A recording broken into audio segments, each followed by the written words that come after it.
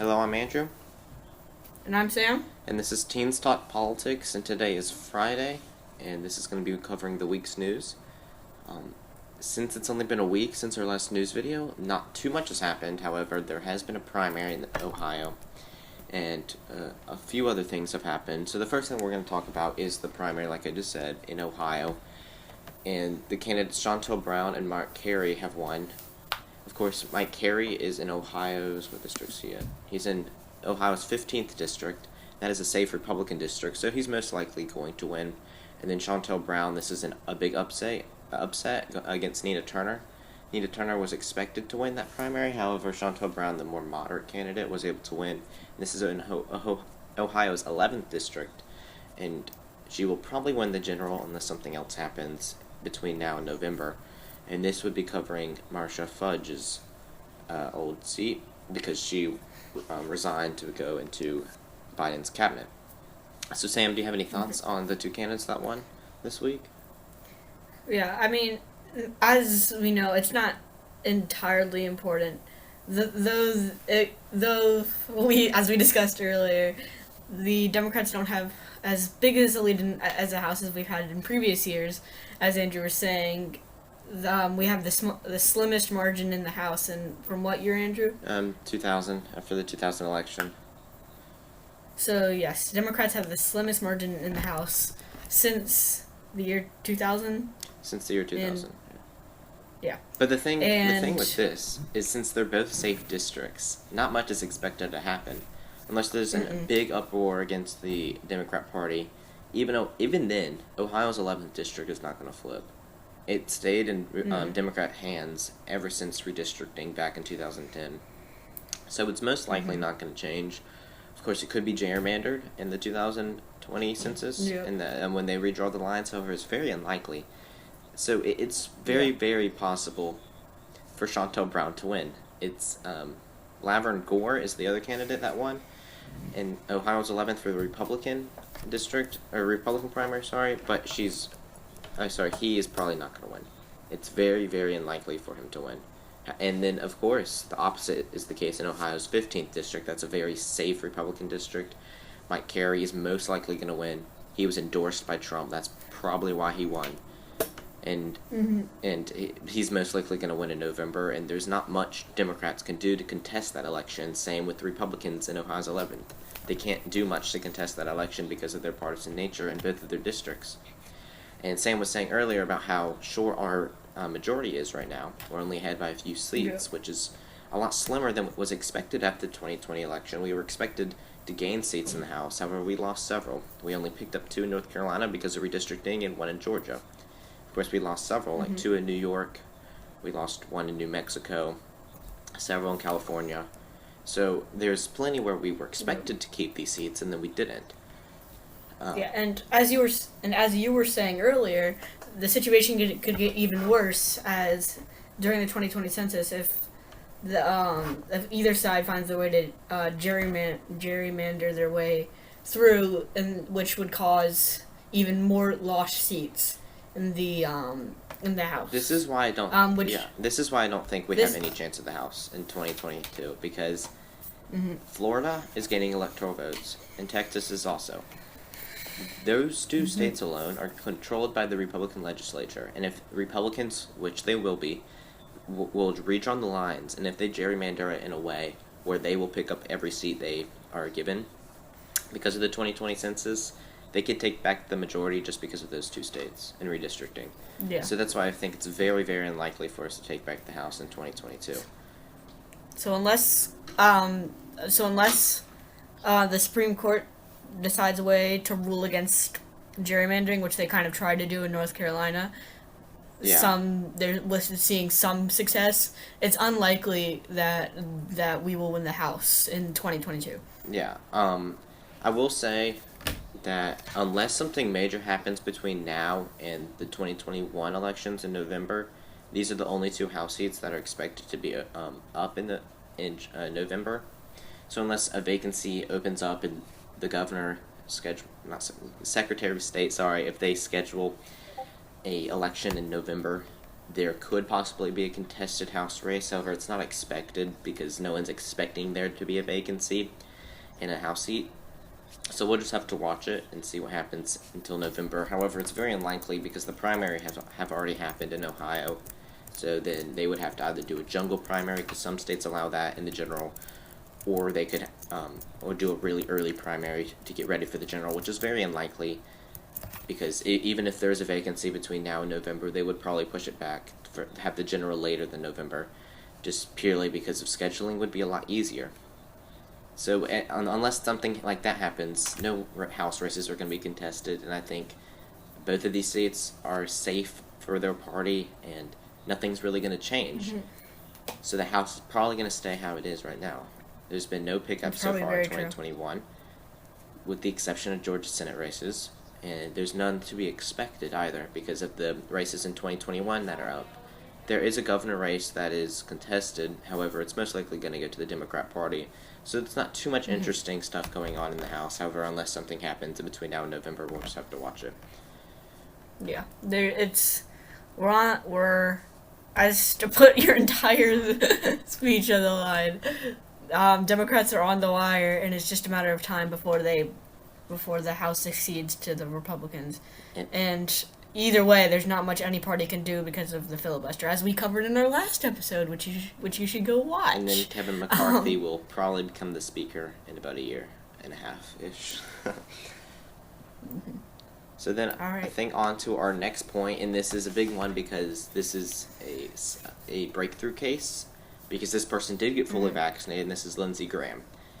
He tested positive this week, but the reason this is so big is because he's a Republican, and historically throughout COVID-19 they've been anti-mask, and their main base is the ones not getting vaccinated. A large portion of the Republican Party, in recent polls that have come out, have said that Republicans are not going to get vaccinated a lot more than Democrats have said they were not going to get vaccinated. And of course, Lindsey Graham is a major Republican voice inside the Republican Party. And I don't think this is going to help Republicans get more vaccinated, because they're saying, okay, my senator, assuming you live in South Carolina, okay, my senator gets COVID, he's been fully vaccinated, why should I get the vaccine? If he still gets COVID, why do I need the vaccine? And another reason this was a really big point is because he was actually on a House vote with Joe Manchin and a few other senators, and they were talking about the infrastructure bill and trying to add amendments, anything to make sure it can get past the filibuster. And this is another big thing because these senators that were on the House vote with Joe Manchin, because it was his vote that he was given a while back, I think 2010 maybe, and they've all been tested, they've all come out negative, but it is very possible for people that have already been fully vaccinated to spread it. Even if they show mild symptoms and they don't get hospitalized, they can still spread COVID-19. And just like it is when you're not vaccinated, you can still have COVID, not have symptoms, and spread the virus, which is very possible for Lindsey Graham. However, he's already said he has mild symptoms, which he has said that it could be a lot worse had he not been vaccinated. His symptoms might have been a lot more worse. So it's very important for people to get vaccinated regardless. Yes, this is a breakthrough case. It's very rare. However, it does happen, and people need to understand that it's still a risk with COVID, even after you've been vaccinated. And this is just an example of that happening, but in the political world, where Lindsey Graham has been fully vaccinated. He hasn't necessarily taken all the precautions he could have, but he has had mild symptoms, and he did get COVID-19. Most likely the Delta variant. I'm not 100% sure about that. That might have come out. I have not seen that, though. So it's important for him to quarantine, probably, because he can still spread the virus, like I mentioned before. And Sam, do you have any thoughts on this? Yeah, I mean, the disappointing thing is it had to be Lindsey Graham.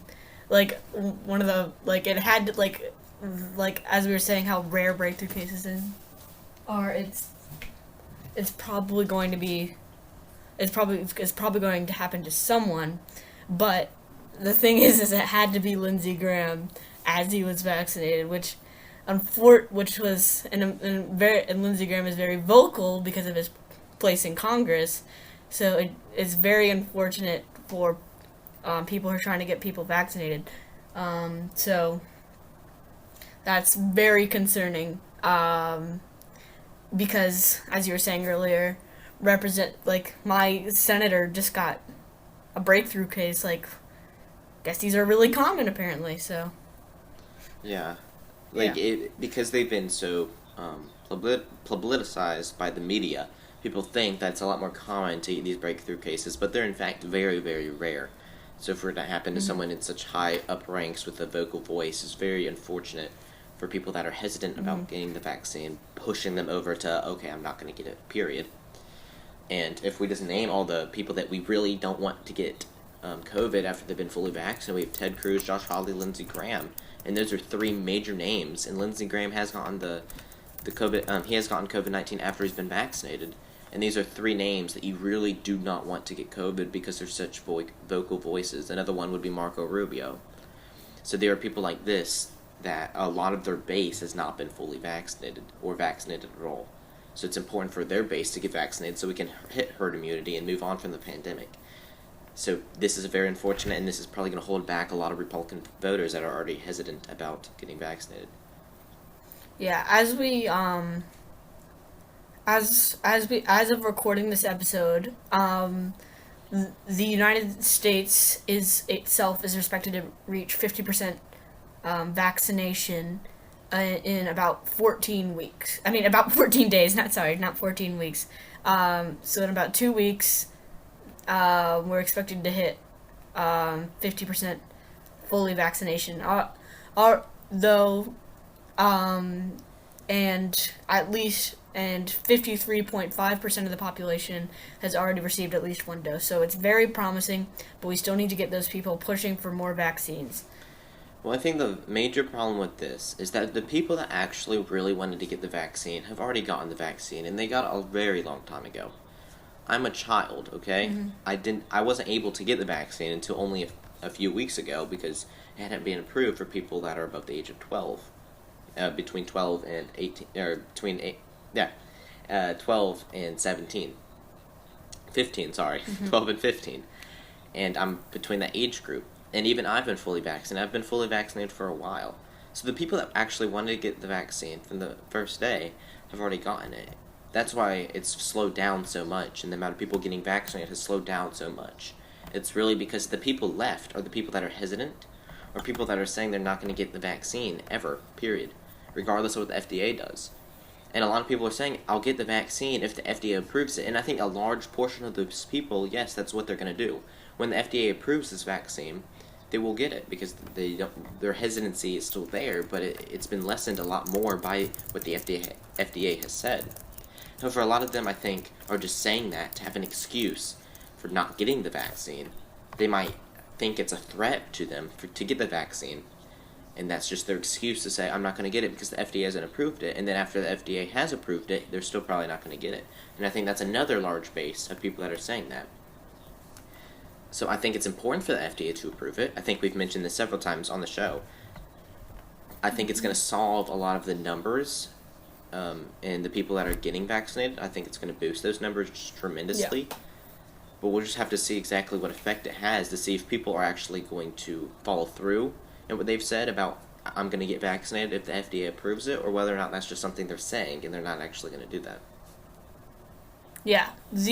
Among all states that have at least 50% of their population vaccinated would be 21, and the top three being Vermont, Massachusetts, and Maine, with Vermont at an outstanding 67.74% of their population being fully vaccinated. And this is also reinforcing what I said about Republicans are strongly not getting the vaccine, and a large as I'm looking at this list, it's mostly a lot of Democrat states. Yeah. So Vermont, Massachusetts, Maine, Connecticut, Rhode Island, Maryland, New Jersey, New Hampshire, Washington, New Mexico, maybe, New York, Oregon, D.C., Virginia, Colorado, Minnesota, Hawaii, California, Delaware, Pennsylvania, Wisconsin. So almost all of these are Democrat controlled states. There's a few battlegrounds, of course, there's a few, but for the most part, they all are Democrat states. And the ones that you're saying that have had the most vaccinations, Vermont, Massachusetts, and Maine, those are all heavily Democratic. Maine not as much, but it's still pretty Democratic over there.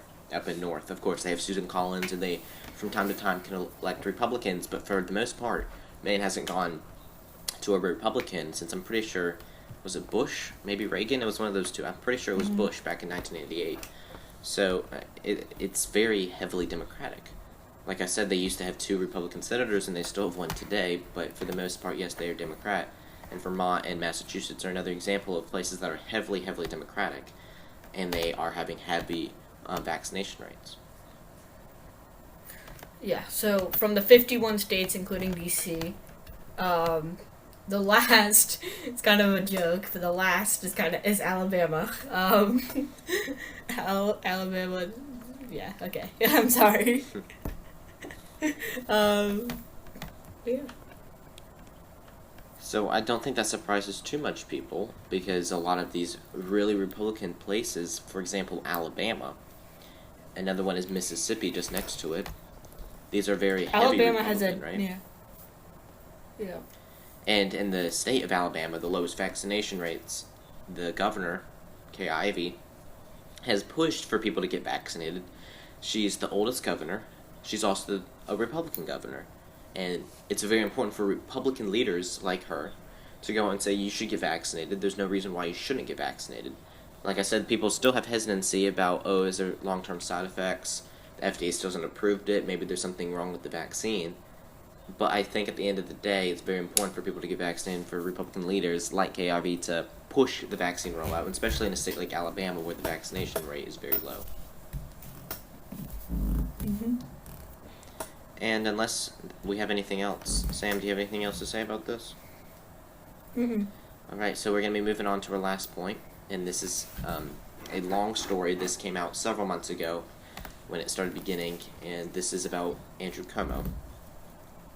And President Biden has asked Andrew Cuomo to resign from his governorship up in New York.